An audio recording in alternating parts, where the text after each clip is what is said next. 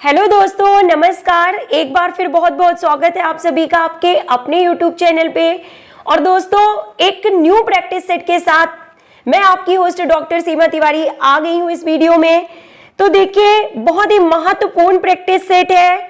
Old question paper से सभी questions को लिया गया है और अगर आप प्रिपरेशन कर रहे हैं किसी भी कॉम्पिटिटिव एग्जाम की शारीरिक शिक्षा विषय से संबंधित, तो हमारे चैनल पे अपलोड किए जाने वाले सभी वीडियोस को आप पूरा और लास्ट तक देखा करें और इन क्वेश्चंस को हमारे साथ सॉल्व करते चला करें दोस्तों, ताकि आपको पता चल सके कि आपकी कितनी प्रिपरेशन हो गई है, कौन से टॉपिक आपके अच्छे से तैयार हैं और कौन से क्वेश्चंस आपसे नहीं बन रहे हैं और आपको उस टॉपिक को रिवाइज करना है, दोहराना है, पढ़ना है। और यही सफलता का मूल मंत्र है दोस्तों, रिवीजन और सिर्फ रिवीजन। आपने पहले ही इतना पढ़ लिया है, अगर आप टाइम टू टाइम रिवाइज करते चलते हैं सभी टॉपिक, तो आगामी सभी प्रतियोगी परीक्षाओं में आपको बहुत ज्यादा हेल्प होगी इन प्रैक्टिस सेट से। तो दोस्तों, शुरू करते हैं क्वेश्चन नंबर 1 के साथ। सभी बहुत ही महत्वपूर्ण क्वेश्चंस हमने इस वीडियो में सेलेक्ट किए हैं। Let's start with question number 1। IOC के नए नियुक्त प्रेसिडेंट थॉमस बक किस देश के हैं, ये आपको बताना है। Means the newly elected IOC president Thomas Bach belongs to. अब देखिए, यहाँ पे बात की गई है कि जो न्यूली इलेक्टेड, तो आपको बता दें कि जो थॉमस बक जी हैं, इनका इलेक्शन किया गया था 2013 में एज अ आईओसी प्रेसिडेंट, यानी कि इंटरनेशनल ओलंपिक कमेटी के प्रेसिडेंट के रूप में थॉमस बक जी को चुना गया था 2013 में। और 8 साल का ड्यूरेशन होता है दोस्तों। आपको पता है कि जो आईओसी के जो प्रेसिडेंट होते हैं उनका कार्यकाल 8 साल का होता है। तो 2021 में, यानी कि 8 साल बाद अगेन जो थॉमस बक जी हैं उन्हें री इलेक्टेड किया गया है या री अपॉइंट किया गया है एज अ आईओसी प्रेसिडेंट। तो वो किस देश के हैं ये पूछा जा रहा है यहाँ पे क्वेश्चन में, और करेक्ट आंसर है जर्मनी। जो थॉमस बक जी हैं उनका संबंध जर्मनी देश से है और वो फेंसिंग के खिलाड़ी हैं, ये भी आपको पता होना चाहिए। नेक्स्ट, हृदय के दाएं नीले से रक्त को शुद्ध करने के लिए किस आर्टरी या धमनी द्वारा फेफड़ों तक ले जाया जाता है। Means from the right ventricle to of the heart blood is taken to the lungs for purification by which artery, यानी वो कौन सी आर्टरी है जो कि रक्त को दाएं निलय से फेफड़ों तक ले जाती है। Correct answer pulmonary artery. जी हाँ दोस्तों, यूजुअली जो आर्टरीज में जो ब्लड होता है वो प्योर ब्लड होता है, लेकिन पल्मोनरी आर्टरीज जो होती हैं ये अलग होती हैं नॉर्मल आर्टरीज से, और इनमें होता है अशुद्ध रक्त, जो कि हृदय के दाएं निलय से अशुद्ध रक्त को ले जाती हैं फेफड़ों तक प्यूरिफिकेशन के लिए, यानी कि शुद्ध होने के लिए। नेक्स्ट, घुटना विस्तारण अनेक मांसपेशियों द्वारा होता है। बात की जा रही है knee extension is caused by a number of muscles. तो वो कौन सी मसल्स हैं जिनके कारण नी एक्सटेंशन या घुटना विस्तारण होता है, या जो नी एक्सटेंशन में हेल्प करने वाली मसल्स का ग्रुप निम्न में से कौन सा है। Option number C, vastus externus, rectus femoris और vastus internus muscles help in the knee extension. Next question, ऐसा आरोप लगाया गया है कि आर्थिक विचार तथा संचार माध्यमों की भूमिका को ध्यान में रखते हुए 2020 में ग्रीष्मकालीन ओलंपिक्स की मेजबानी के लिए चुना गया है। तो किस स्थान को चुना गया था 2020 ग्रीष्मकालीन समर ओलंपिक की मेजबानी के लिए? तो टोक्यो को चुना गया था, जो कि 2021 में हुए हैं। नेक्स्ट क्वेश्चन, किसी व्यवसाय को मान्यता प्रदान करने के लिए निम्नलिखित में से किस मानदंड की आवश्यकता नहीं होती है? Which of the following criteria is not required to recognize a profession? Option number B is correct here, राष्ट्रीय तथा अंतरराष्ट्रीय संगठनों के साथ सहयोग। The collaboration with national and international organization is not required to recognize a profession. Next question is asking that निम्नलिखित में से कौन सी एक पर्यवेक्षण की प्रविधि नहीं है। Means which one of the following is not a technique of supervision. Supervision यानी पर्यवेक्षण की एक टेक्निक निम्न में से कौन सी नहीं है? तो गेट टुगेदर यानी कि एकत्रित होना, ये परिवेक्षण या सुपरविजन का एक तरीका नहीं होता। इसके अलावा देखिए विजिटेशन यानी दौरा करना, सम्मेलन यानी कि कॉन्फ्रेंस और वर्कशॉप यानी कि कार्यशाला, ये तीनों ही तरीके परिवेक्षण में शामिल किए जाते हैं। नेक्स्ट क्वेश्चन, वह शारीरिक व्यायाम जो मांसपेशियों के आकार को बढ़ाने हेतु किए जाते हैं कौन से प्रकार होते हैं? कौन से व्यायाम में इनको शामिल किया जाता है? उन व्यायामों को जो मांसपेशियों के आकार को बढ़ाने में हेल्पफुल होते हैं। तो देखिए दोस्तों, ऑप्शन नंबर बी यहाँ पे सही होगा, sorry C. According to option, anaerobic व्यायाम जो होते हैं, anaerobic exercises are done with an aim to develop muscle hypertrophy. अगर मसल्स को बढ़ा के मांसपेशियों के आकार को बढ़ाना चाहते हैं आप, तो दिए गए ऑप्शंस में से एनारोबिक एक्सरसाइज जो है वो बेस्ट होंगी या हेल्पफुल होंगी, क्योंकि जो एरोबिक एक्सरसाइजेज होती हैं दोस्तों वो तो कार्डियोवैस्कुलर फीचर को डेवलप करने में हेल्पफुल होंगी, और आइसोकाइनेटिक और आइसोटोनिक जो होती हैं ये स्ट्रेंथ को डेवलप करने की टेक्निक होती हैं। तो ऑप्शन नंबर सी यहाँ पे बिल्कुल सही है।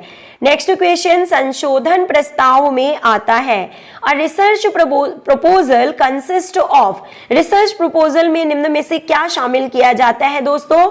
ऑप्शन नंबर सी यहाँ पे सही है, introduction, review of literature and methodology, इन तीनों को शामिल किया जाता है रिसर्च प्रपोजल में।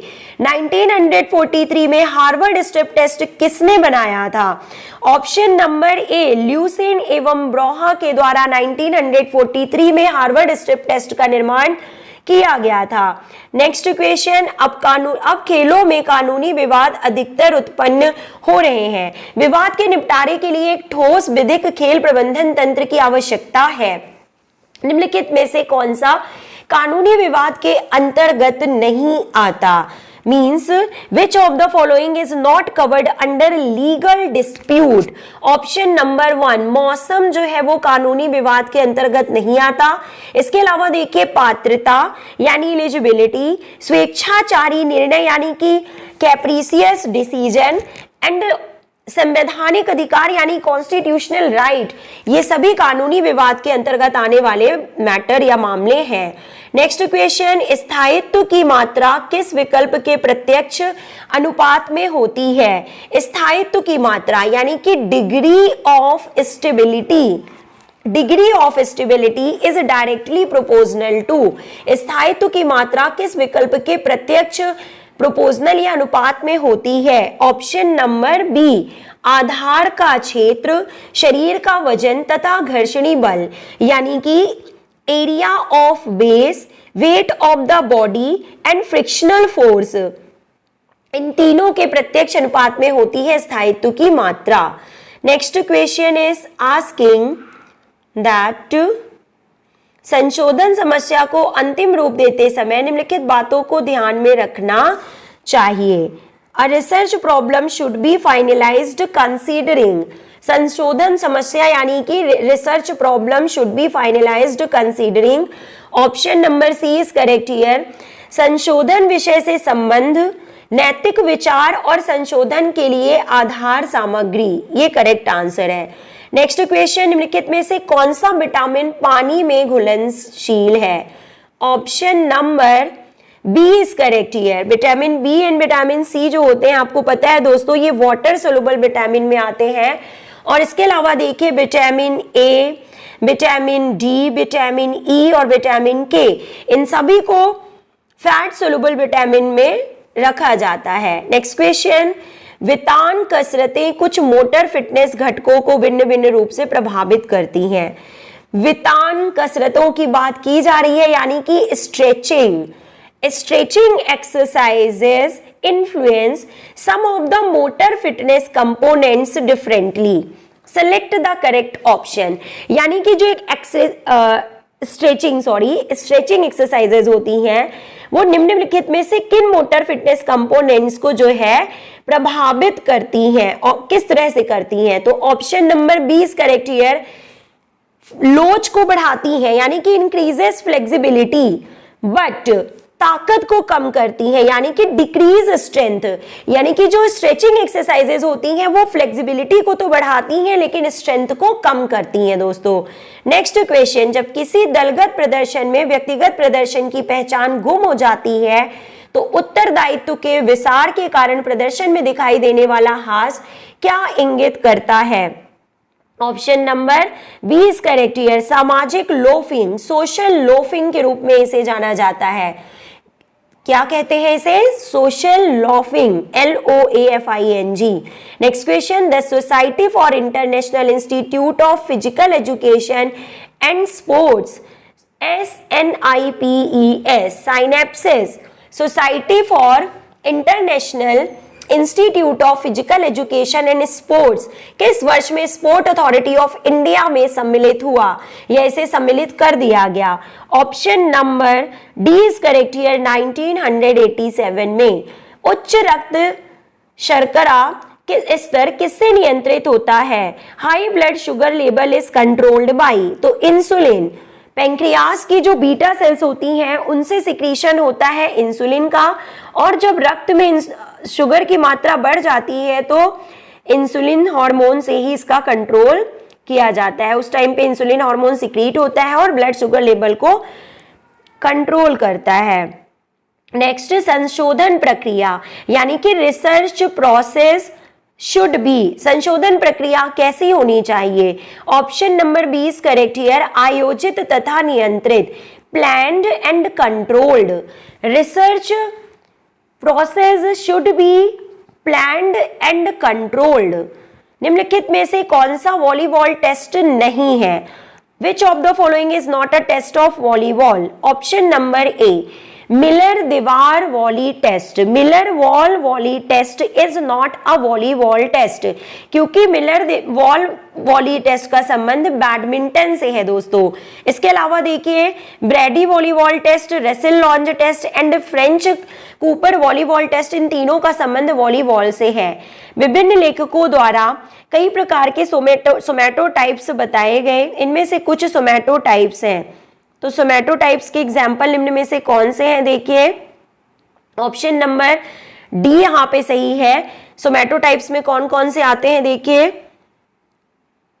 एथलेटिक, पाइनिक एंड एस्थेनिक, इन तीनों ही टाइप को शामिल किया जाता है क्रेशमर द्वारा प्रस्तावित सोमैटोटाइप में।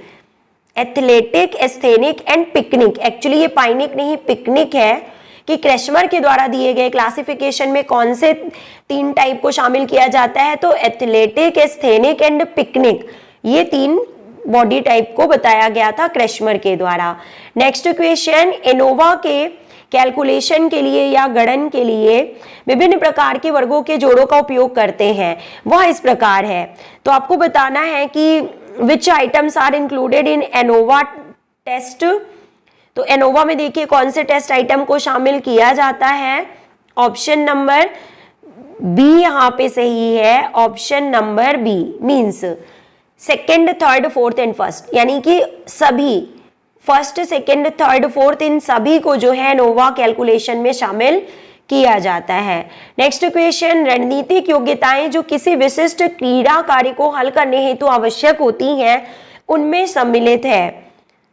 टैक्टिकल एबिलिटीज, रणनीतिक योग्यताओं का मतलब होता है दोस्तों tactical abilities required to tackle the specific sport task. तो उनमें क्या क्या शामिल किया जाता है टैक्टिकल एबिलिटीज में, ये आपको बताना है। Option number D is correct here, means second and fourth. विशिष्ट बौद्धिक योग्यताएं मींस स्पेशल परसेप्शन एबिलिटीज, और फोर्थ नंबर यानी विशिष्ट बौद्धिक योग्यताएं means special intellectual abilities, special perceptual abilities and special intellectual abilities को शामिल किया जाता है टैक्टिकल एबिलिटीज में। Option number 4 is correct here. Now the next question, धूम्रपान से होने वाली बीमारियां नीचे दी गई हैं। नीचे दिए गए कोड के अनुसार उनको क्रम में लिखना है आपको। ओके, आपको सही क्रम यहाँ पे बताना है। Diseases caused by smoking are stated below, arrange the sequential order. तो आपको सही ऑर्डर में व्यवस्थित करना है। तो देखिए क्या है सही सीक्वेंस, ऑप्शन नंबर डी यहाँ पे सही है, यानी ये इनका सही सीक्वेंस है। यहाँ पे नंबर 1 पे होगा स्मोकर कफ, धूम्रपान जन्य खांसी। नंबर 2 पे है निद्राहीनता यानी कि इनसोम्निया। नंबर 3 पे होगा हाई ब्लड प्रेशर और नंबर 4 पे होगा डिस्टर्बेंस इन विजन यानी देखने में बाधा। ये सभी धूम्रपान से होने वाली बीमारियों में शामिल किए जाते हैं। नेक्स्ट क्वेश्चन, निम्नलिखित में से कौन सा शारीरिक शिक्षा तथा खेलों का अव्यावसायिक कैरियर है? Which of the following are non professional careers under physical education and sports? Non professional career, अव्यावसायिक कैरियर कौन से हैं? Option number B is correct here, second and third. Means health club में फिजिकल इंस्ट्रक्टर और third number यानी जनसंचार में sports reporter. Physical instructor of a health club और sport reporter of a popular media, ये दोनों जो है ये नॉन प्रोफेशनल कैरियर्स में आते हैं फिजिकल एजुकेशन के फील्ड में। ओके, नेक्स्ट क्वेश्चन, साधक रणनीतियों के अध्ययन के लिए अवधारणात्मक प्राधार कौन से हैं? Conceptual framework for studying coping strategies is, क्या होगा सही आंसर? देखिए ऑप्शन नंबर 1 साधक रणनीतियों का बोला जा रहा है यहाँ पे, conceptual framework for studying coping strategies. तो क्या क्या होगा देखिए, फर्स्ट एंड सेकेंड यानी कि फर्स्ट एंड थर्ड यानी कि समस्या केंद्रित नंबर 1 और थर्ड यानी संवेग केंद्रित, मीन्स प्रॉब्लम फोकस्ड समस्या केंद्रित एंड संवेग केंद्रित मीन्स इमोट ऑन फोकस्ड संवेग केंद्रित, ये दोनों ही जरूरी होते हैं। नेक्स्ट, मानव शरीर में अस्थियों का वर्गीकरण निम्नलिखित में से किनके आधार पर किया जाता है? Bones in human body are classified on the basis of, मानव शरीर में अस्थियों का वर्गीकरण निम्नलिखित में से किनके आधार पर किया जाता है? Option number 1 is correct here, first and second, means size आकार एंड शेप आकृति, आकार एवं आकृति के आधार पर अस्थियों का वर्गीकरण किया जाता है। Now the next question is asking, निम्नलिखित रंगों को ओलंपिक ध्वज में दी गई रिंगों के अनुसार व्यवस्थित क्रम में बताना है आपको। Arrange the following columns of 5 interlinked rings of the Olympic flag. Option number C is correct here. सबसे फर्स्ट नंबर पे आता है देखिए ब्लू, जो कि यूरोप को बताता है। नंबर 2 पे आता है येलो, जो कि एशिया को बताता है। ओके, नंबर 2 पे येलो। नंबर 3 पे है आपका ब्लैक अफ्रीका। नंबर 4 पे होगा ग्रीन ऑस्ट्रेलिया और नंबर 5 पे है रेड यानी कि अमेरिका। तो ये सही सीक्वेंस है इंटरलिंक्ड रिंग्स का ओलंपिक फ्लैग में। निम्नलिखित खेल प्रबंधन के प्रकारों को उनके सापेक्षिक गुणों के आधार पर आरोही क्रम में लिखिए। Arrange the following types of sports management in ascending order. आरोही क्रम का मतलब है असेंडिंग ऑर्डर में आपको अरेंज करना है as per there relative merit. ठीक है, सापेक्षिक गुणों के आधार पर आरोही क्रम में खेल प्रबंधन के प्रकारों को आपको अरेंज करना है दोस्तों। ऑप्शन नंबर डी यहाँ पे सही है, मींस सबसे पहले जो होगा वो देखिए क्या होगा, सत्तावादी प्रबंधन मींस ऑथोरिटेरियन मैनेजमेंट। नंबर 2 पे होगा 2 नंबर मींस लोकात्मक प्रबंधन मींस डेमोक्रेटिक मैनेजमेंट। नंबर 3 पे होगा संकलक प्रबंधन मींस इलेक्टिक मैनेजमेंट और नंबर 4 पे होगा दोस्तों यहां पे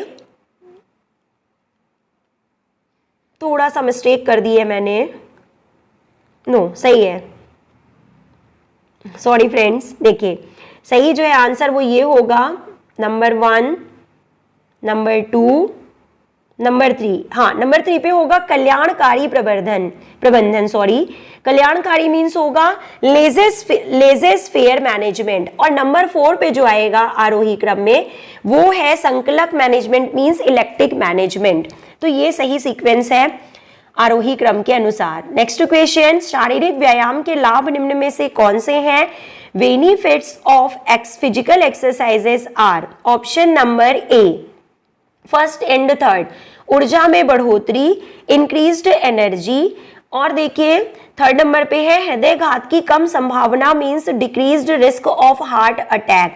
ये दोनों ही फायदे होते हैं एक्सरसाइज करने से। नेक्स्ट क्वेश्चन, नीचे परफॉर्मेंस संबंधी क्षमता के घटक दिए गए हैं। कौन से घटक दिए गए हैं? देखिए components of performance related fitness यहाँ पे दिए गए हैं। आपको इसका निम्नलिखित में से स्वास्थ्य संबंधी योग्यता के घटकों का संयोजन करना है। Find the correct combination of health related fitness from the course given. तो हेल्थ रिलेटेड फिटनेस यानी कि स्वास्थ्य संबंधी योग्यता के घटकों में किसे किसे शामिल किया जाता है ये आपको बताना है। ठीक है, तो ऑप्शन नंबर 1 यहाँ पे सही होगा। देखिए third means body composition, option number A is correct here. Fourth number cardiovascular endurance और फिफ्थ नंबर मींस फ्लेक्सिबिलिटी भी होगा यहाँ पे। थर्ड फोर्थ फिफ्थ यानी कि body composition, flexibility and cardiovascular endurance, इन तीनों को हेल्थ रिलेटेड फिटनेस कंपोनेंट में शामिल किया जाता है दोस्तों। इसके अलावा आपको बता दें स्किल रिलेटेड फिटनेस कंपोनेंट्स में कौन कौन से आते हैं, तो speed, agility, reaction time, power and balance, इनको शामिल किया जाता है। दोस्तों थोड़े से क्वेश्चंस और बाकी हैं तो आप वीडियो को पूरा लास्ट तक जरूर देखिएगा। 35 क्वेश्चंस हम इस वीडियो में कवर करने वाले हैं, तो 5 क्वेश्चंस और हैं। मूव करते हैं क्वेश्चन नंबर 31 की तरफ। प्रशिक्षण भार परिमाणिक मात्रा पर आधारित है means magnitude of training load depends upon. किस पर डिपेंड करता है? देखिए ऑप्शन नंबर सी यहाँ पे सही है, मींस व्यायाम के प्रकार पर और भार की मात्रा पर प्रशिक्षण भार यानी कि ट्रेनिंग लोड डिपेंड करता है। नेक्स्ट क्वेश्चन, नीचे दिए गए कूट में से सही विकल्प चुने।